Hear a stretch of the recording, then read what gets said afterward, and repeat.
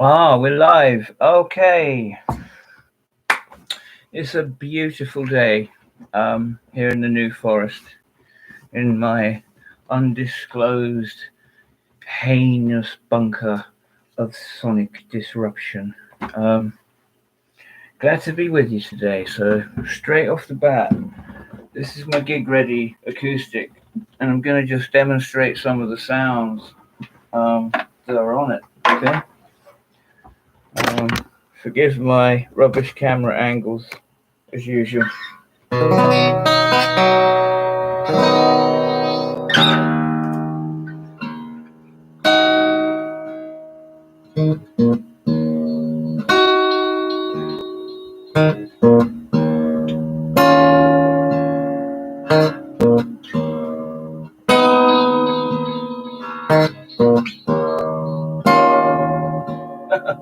Rubbish.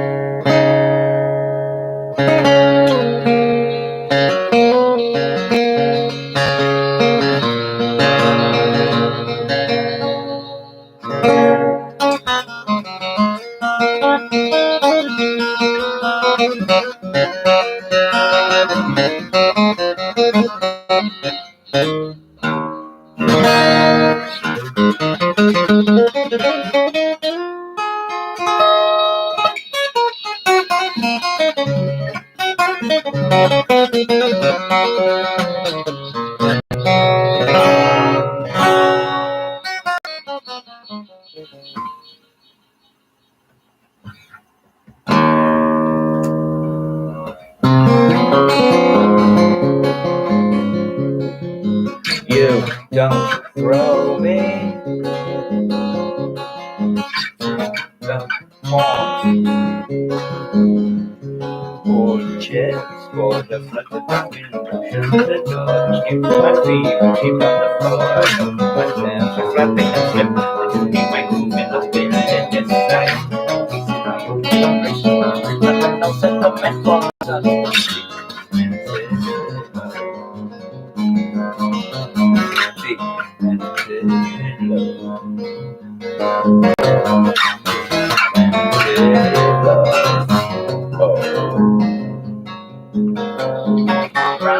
Round and round again, around the pawn shops, around the bend, time and time and time again. Take me through the pouring rain. You my girl of showers, green and blue, and catching the lighters, pushing and love. Love. Mental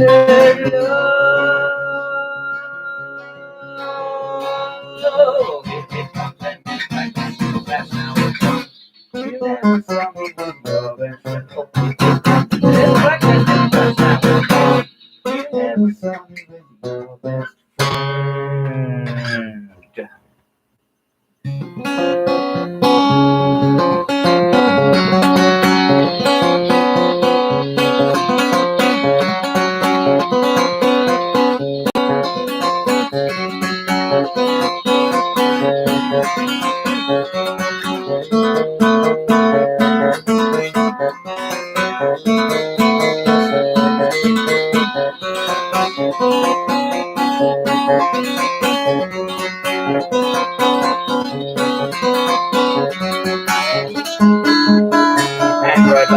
inside capsule, wrapped naked wire wall.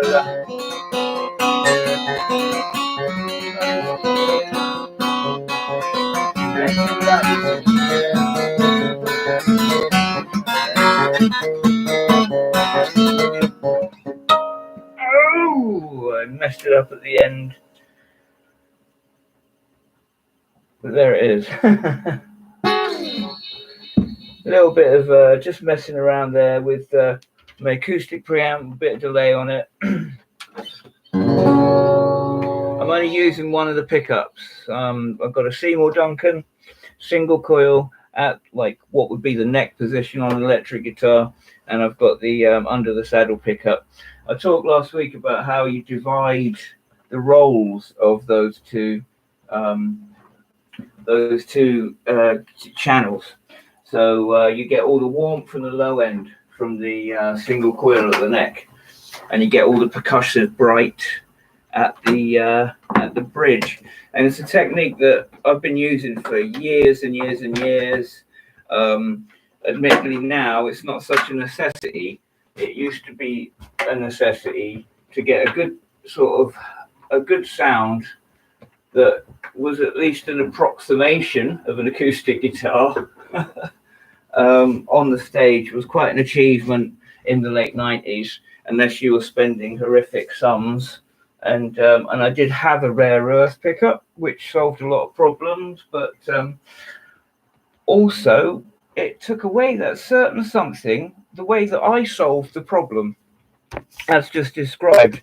And I did that years ago with a very cheap sound hole pickup, which, you know, had like two little sliders for volume and tone, and it was like 15 quid, and had like a mini jack to like get it to a socket. It was crazy, but it was a sound hole pickup, and it was like a magnetic sound hole pickup. So basically like a cheap single coil on a Strat, or a neck pickup on a telly, more accurately.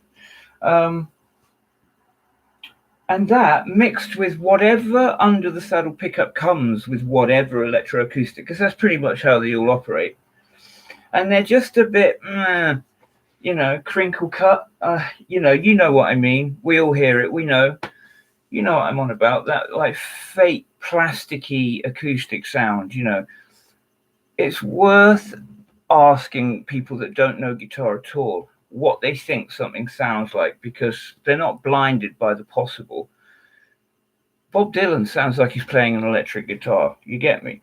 And the average dude down at the Dog and Duck generally sounds like he's playing a plastic marimba or something. And it's very difficult to get out of that. It's really hard. Don't get me wrong. We are bound by what we were able to do, and I make those same plasticky noises. But the art is getting it to sound as close as possible to an acoustic and getting it to sound good. And I believe in my heart of hearts that a long time ago I found a way, and I prefer that method to this day, because it's like my method, and it's where I'm comfortable and where I live. I prefer that method to any other, and there are better methods. So don't use my method. Go your own way. But yeah, that is my method. Is I divide the two channels into two channels, and then you get very inventive with effects, because the big thing, if you're really into your guitar playing, like the thing that bothers you is that if you add effects, you generally just destroy your tone straight away. It's horrible.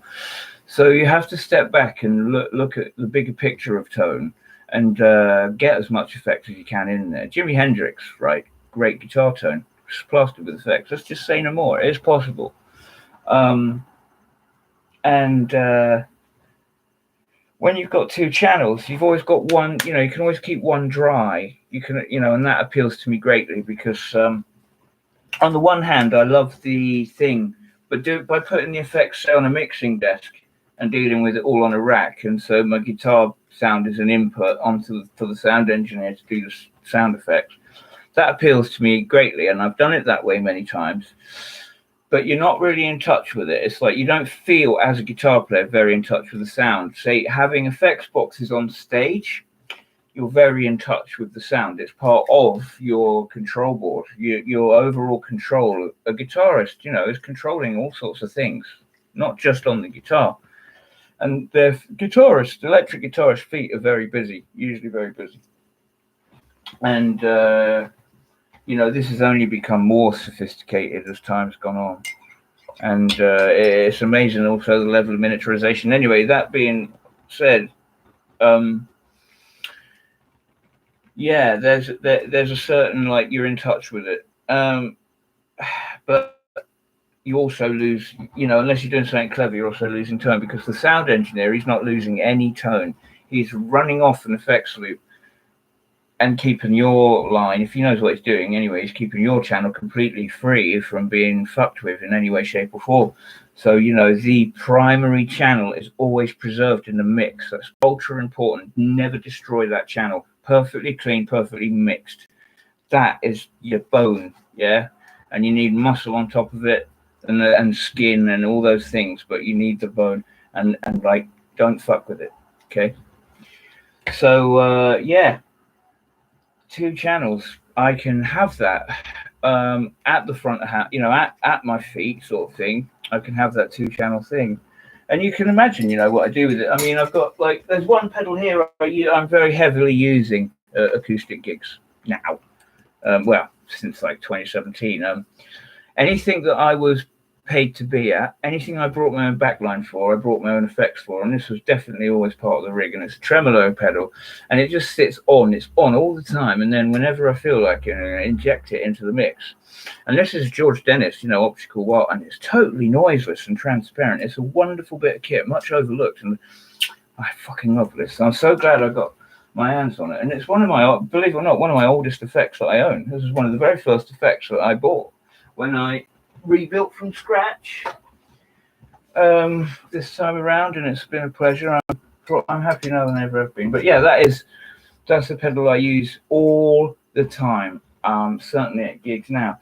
Since I got the little Vox Stomp Lab, I don't use it as much because I've got a tremolo effect in the Stomp Lab and I'm still feeling my way around it. But the George Dennis is better. The way you can get it to flick between speaker to speaker in a stereo setting. So yeah, the use, like, treating the sound hole pickup of the guitar. It's a magnetic pickup, so treat it like a single coil. So jazz chorus, Fender amps, clean. You know where I'm coming from. So I've been doing all sorts to. Hey, Angela. Good to see you. Are you feeling better? Like you were saying that you were poorly. I hope it's nothing to do with your heart. I'll get the girl down as you hear. So I just played the steel strung acoustic, which I absolutely adore, and I got that last month. That was the last, and this month I got the snakeskin Strat and this. So yeah, this is the Manuel Raimundo 1978 flamenco guitar, and I'm just delving deeper every day. I just adore it. No fret markers does my head in a bit. I'm gonna have to have one fret marker. I just need the one, but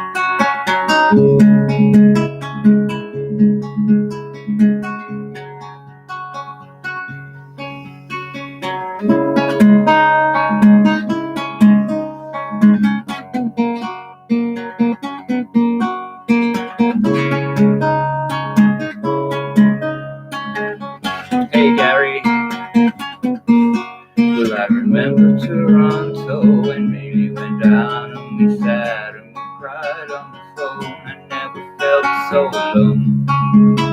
She was the first of our own. Some of us go down in the depths of obscurity. Some of us go down in a place of publicity. The price of infamy, the edge of insanity. Another holiday in another temporary home, and the interviewer threatened me with a microphone. Talk to me, won't you tell me a story? So I talked about conscience, I talked about pain, and I looked out the window.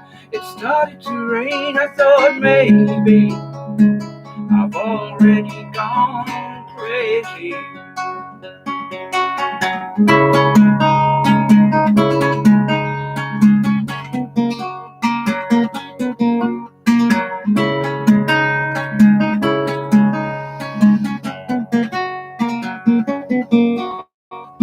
I reach for the bottle, she reached for the door, and I pick up the sleeping pills crushed on the floor, inviting me to get out of sanity.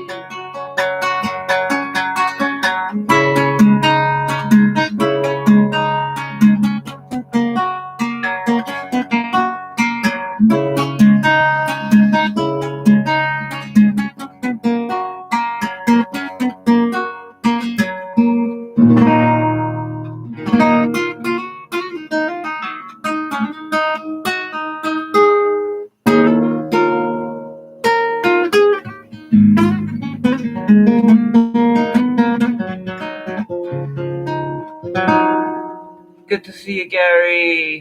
Good to see you, Angela. Thank you, Gary. Yeah, check her out, man. Check her out. It is pretty swell here, have to say.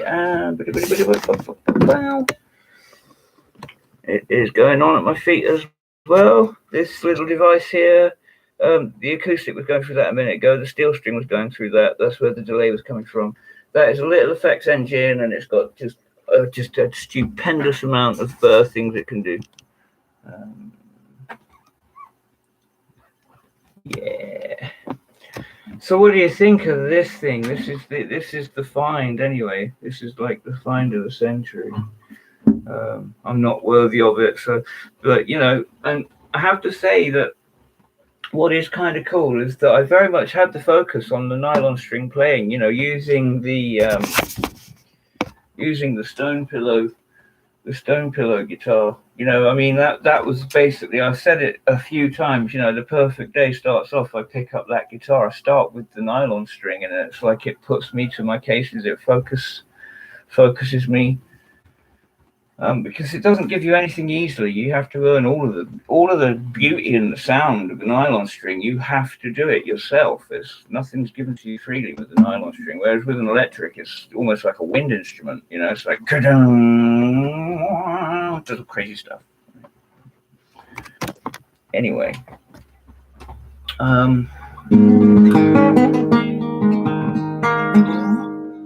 isn't it a lovely guitar?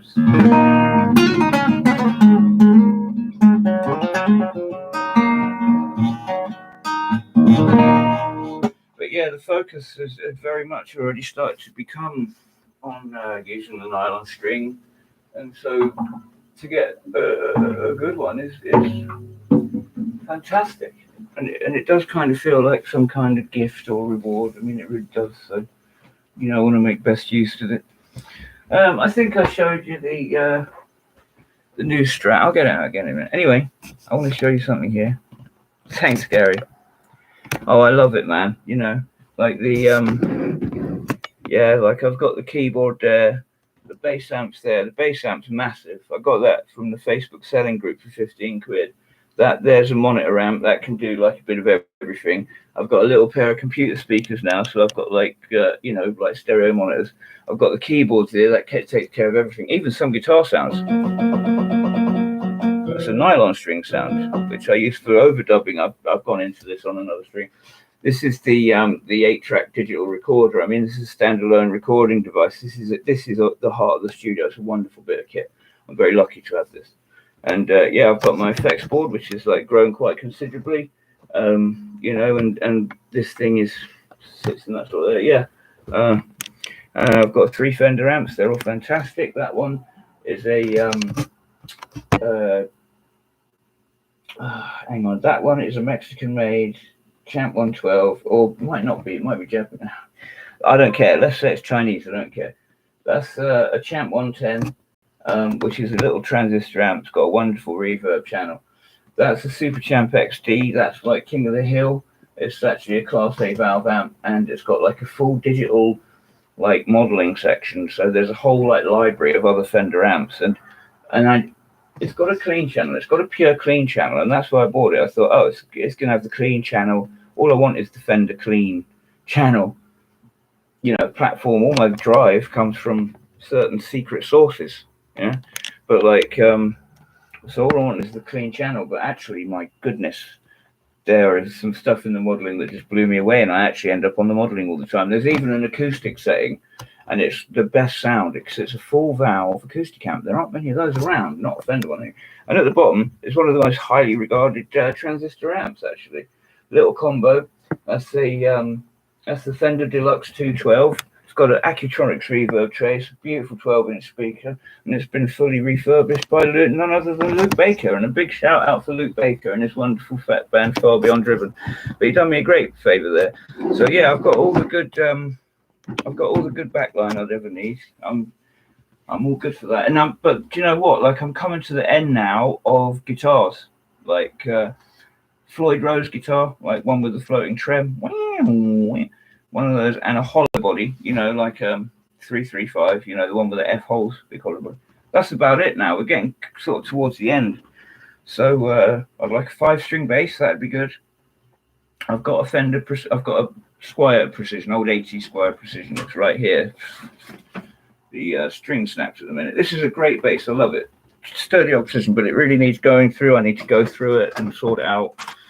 I've got a bass in Chichester. It's like a little 4-string Tanglewood, but I really could do with getting a 5-string. There could be something in the wind, but we'll just see. But yeah, I definitely think like we get basses is on the cards next, and a few amps. Certainly, definitely an orange amp, a little orange amp, a little Vox amp, and if I can find a little Marshall that's worthwhile, a little Marshall amp. And nothing crazy, just bedroom stuff. And, you know, and we're talking in my budget. So the little Crush 20 or the Crush 12, that, you know, and because it has the orange sound. Now, I only want it if it's got the inherent sound. I only want the little Marshall if it's got that little marshalliness. It's purely for fun in the home studio, part again of the sonic palette. So that, you know, things that are about the size of a Fender Champ. Okay, I've got my amps sorted, so this is purely for fun. So yeah, next will be like a few amps. We'll have 3 amps. Like, you know, I'm not going crazy. 3 amps. And that's it. I think I'd probably get another bass amp or 2 as well, like, because there's different voices there. Get something like this, a lot more classic, a lot more like 70s, that sort of rumble sound, like the Geezer Butler sound, because yeah, you know, one really modern, really, you know, really good sort of like razor sharp compression, really tight bottom end, and another one that's a bit sort of more woolly, and I mean that in a good way, you know, sort of for the precision specifically, or that, you know, split single coil pickup on other basses. But yeah, that for doing that sort of more 70s sort of stuff, and maybe something, you know, with the right amp. Right, what I'd really like is a little 10-inch speaker, bass amp, just a little 10-inch speaker that drives it in the way that those bloody Trace Elliots and those Ampex drive those 8x10s. You know, I'd love a speaker that's just one of those 10-inch speakers from one of those 8x10s. I mean, but that little magic thing I've never been able to find. But that's something I'm going to look into also. And so I'm just going to have a little look at the track. Oh, bless you, Angela, but, you know, that's nice of you to say, and I hope I am worthy of it. And I'm going to work very hard at being worthy of it, to be honest. It's I'm not going to sell it. I mean, it did occur to me that I could melt it down into something like a old like BC Rich or 80s Ibanez Destroyer, or just or something like that.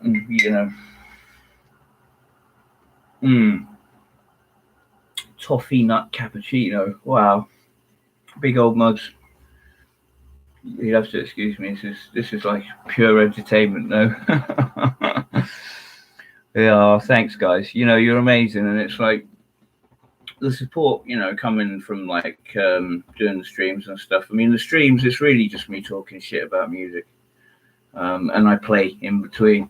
But I'm starting the Gorilla Gig podcast, but something special right behind me now is something there. Well, you'll see. Well, it's easily shown. I'm not going to. There's no point being stupid about it.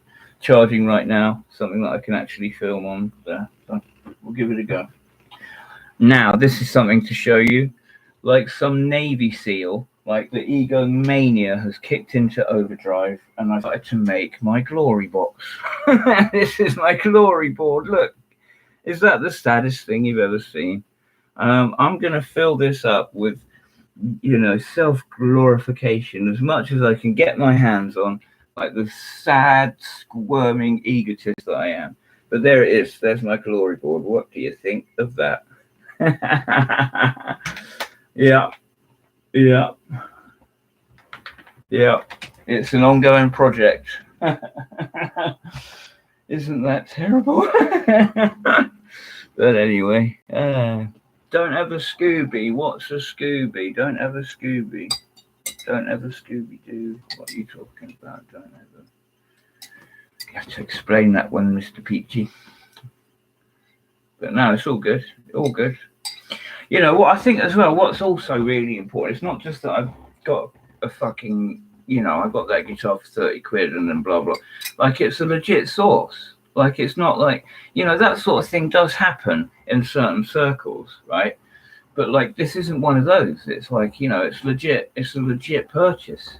I just got really lucky. It's just one of those things. And that makes it all the better. It's completely clean. It's completely, like, there's nothing to, And nobody was had over either. That's the other important thing. Nobody was had over. Everybody was kind of happily just trundled it along. And it's like, and I've ended up with it on my lap. And it's like, you know what? I will take care of this. Like, I'll take care of this. This is like an apprenticeship. Owning a guitar like that is an apprenticeship, I think. It's like, that guitar owns me now. It's like, I am now obliged to dig deeper into flamenco. And that's the end of that. And the thing is, I've always had a bit of Leonard Cohen in the set. I've always had a view to having a nylon string in the set at all times. It's never really come, And I'm still going to probably get like a blue collar electroacoustic nylon string for gigging. I don't, I'm not putting a pickup in that. No way. But yeah, like, so I'll probably still, going to buy an electroacoustic nylon string at some point. But no, it's a fantastic bit of luck. I mean, and every time I've bought a guitar off of him, it's been a good deal. I think it's been a great deal. And every guitar has been a real find as well. It's like, and it's not just me thinking that, like, they have been really good finds. Some, you live with something and you either like it more or less. And it's like, I've pretty much managed to totally equip myself as regards the tonal palette that I keep gibbering on about as being important. It's like, it's great. First off the bat was a Les Paul style guitar. And I said to the guy, I said, actually come in looking for a Telecaster. The next thing he got was the black Telecaster. I got that. And then after that, that bloody orange thing, I just adore that guitar. It's the hair metal guitar, the checkerboard orange. I got that, and that's just fun. And I love that guitar. Like, if I'm recording like anything metal, pretty much that's used a lot. I record with that a lot. And it's basically like a good hardtail Jackson in character and sound. I know that sounds daft, but like, I'll say what I feel, and it's like, that's definitely got a place forever. And it's not something that was on the list. It's just a strange guitar that cropped up, mainly because Joe Duplantier, the Gajira guitarist, I was so impressed, that I wanted something similar. And but yeah, this has just really been just a lot of fun. I use it all the time. But it's only any good at heavy metal. Yeah, then I got the Paisley Telecaster, which has got that weird, stacked single coil Stratocaster sort of bridge pickup in it. So it's a very interesting. It's like a super telly, and I adore that. And now I've got the Strat as well, the snakeskin Strat, which is cool. I mean, it's like in traditional 50 style wiring, so there's no tone control on the bridge. It's like this tone control is for that pickup, that tone control is for that pickup, and then the volume is obviously global. 5-way switching. Furthest at the back is just that. Next one is these two. Next one is that on its own. Next one is those two, and farthest forward is just that one. And they are a good range of sounds that you'll most likely use if you're a guitar player and you're into this stuff. You will most likely use some of these sounds. Let's just have a quickly look. Oh, bless you, Gary. Oh, got you. Oh yeah, bless you. But yeah, let's have a little, shall we?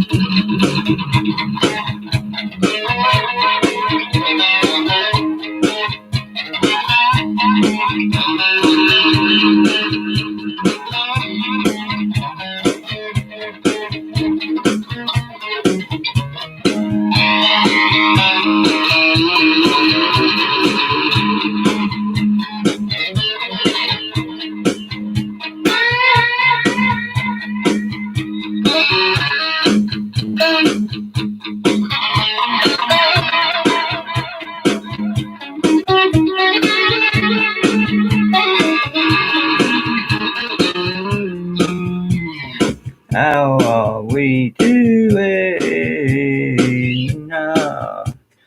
So glad you're here, though. Yeah, I hope you can hear this all right. I hope it's all right.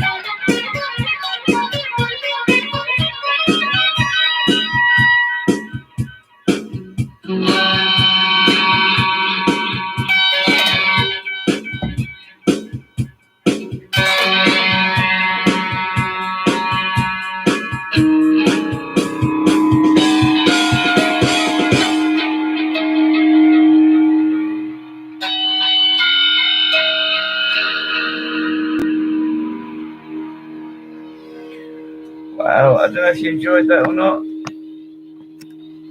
Oh, good. I'm glad your toes are chapping. That's good, good, good, good. Yeah, so I've been enjoying this. It's like a trad strat, does all this trad strat things. All in all, yeah, I like it.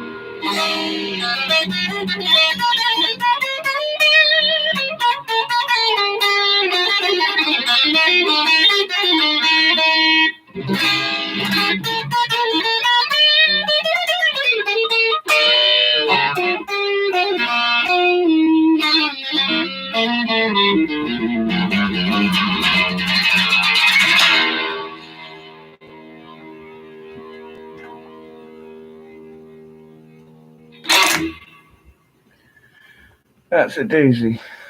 I think that'll do. Thank you, Gary. Thank you. I think it is. You know what? I think it is. I think it's like a very. I think it's up there with the sort of. Well, for me anyway. Well, it's the early days yet. I'm talking shit. Whatever I'm saying, I'm talking shit.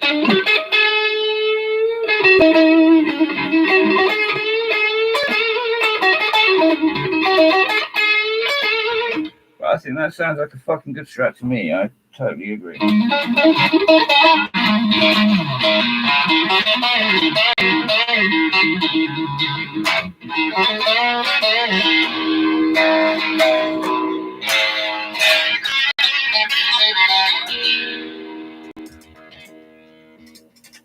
Yeah, out of tune now.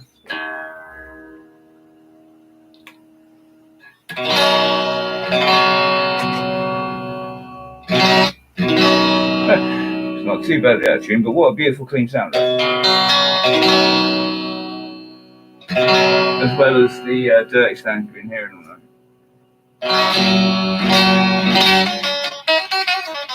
And not too badly out of tune, considering all the abuse you just watched me put it through. I mean, I've just been wringing its neck. But yeah, it's a beautiful new member of the Blacktooth Fox's Den. Wow. So yeah, because my other Strat, has got like a humbucker in it, and like that's the best guitar, for anything. If I don't know, like someone says, "Oh, need you for like a jam, need you for a studio session, need you for a gig," like got half an hour, like that's what I'll grab because like it'll cope with whatever. Not that anyone's ever going to do that, but it used to be the case.